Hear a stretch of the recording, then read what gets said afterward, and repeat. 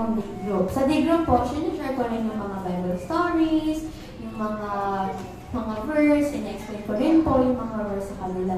Although ngayon po, naging masyadong busy na kasi marami po akong assignments, 11 subjects a day kami, tapos everyday meron kami hindi bababa sa 4 assignments, diba? At nakakapagod po talaga. Kaya ganoon din po sa group ko po ngayon, hindi po ako ganun ka-active kasi nga po, super dami talaga gano'n. Kaya nakataon po ito bago po mag-end 6 live po kasi doon po ako na-start. Yun po si Sky, or Ursula Seno Adriano, si Sky. Tapos, ito si Shania Ferris Domingo, inaanak ni Mary. Kasi ito naman po si Precious, tapos si Athena. Si Precious po, anak naman ni Mary, and si Athena po ay pinsan rin.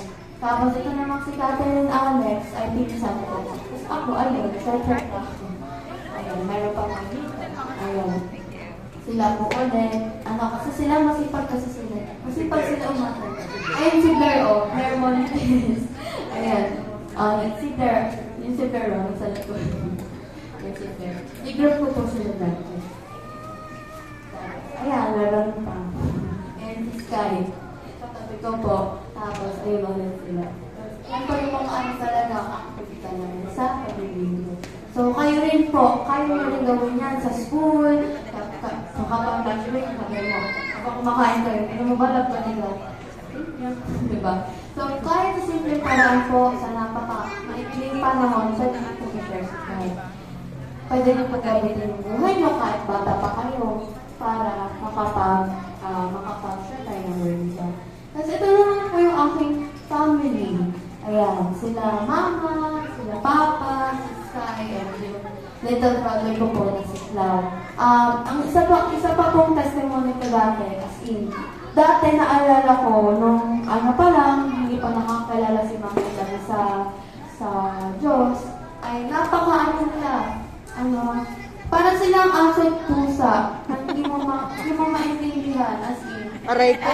Ako bilang bata, lagi ako naiiyak. Sabi, lagi naman sila nag-aaway, yung baby pa ako. Kasi hindi ko naman maintindihan na makasalanan pa sila namin dati. Hindi naman sa akin ngayon, hindi sila makasalanan ko. Dati talaga, grabe. Hindi niya maintindihan talaga. Kaya, kung kayo rin, yung magulang nyo rin, lagi nag-aaway, may pag-asa pala. I-share nyo lang sa isa sa kanila. Tapos naalala ko dati, nung baby pa ako, si Mama dati, kapag may isa akong mali sa exam, pagod ka na. Dati, nung hindi pa nakakalala si Mami kay God, isang pagkakamali mo lang sa exam, lagot-lagot ka na.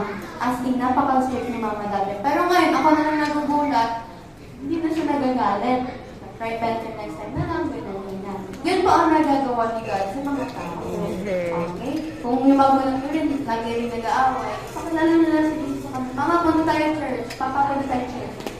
Promise po, si Jesus naman hindi siya agad-agad, diba? After a few months, a few years, magiging okay po ang inyong pamilya. Okay? So, yun po ulit ang ating topic. Meron po tayong purpose, kahit bata pa tayo, at ang purpose po na yun ay i-share si Jesus sa iba. Ang tao pong matagumpay ay kailangan ang tao na matagumpay ay kailangan si Jesus. Sa buhay po, hindi ka magiging matagumpay kung wala si Jesus sa buhay mo. Okay? Yun lang po. Yan po. Okay. Bago po ako kumain sa harapan ninyo, tayo po ulit tayo, ay mag-closing prayer tayo. Okay, naalala niyo pa ba mga sinasabi ko? Okay, very good.